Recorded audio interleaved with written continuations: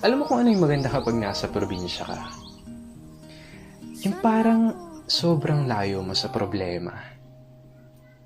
Yung manghuni ng ibon, sariwang hangin, na kahit sobrang bigat ng pakiramdam mo, kapag naranasan mo tong mga to, biglang mawawala na lang. Yung magagandang tanawin, tapos yung palaya na ginawa niyong palaruan ng mga kaibigan mo. Sarap talagang mumuhay sa probinsya, no? Yung para talagang napakalayo mo sa problema.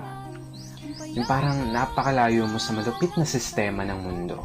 Na kapag nasa probinsya ka, mararamdaman mo talaga yung halaga ng sarili mo kesa sa iba. At mapapasabi ka na lang na there's no place like home or like probinsya. At ikaw na nanonood nito ngayon, masaya ako at naparamdam ko sa'yo ang pamumuhay sa isang probinsya.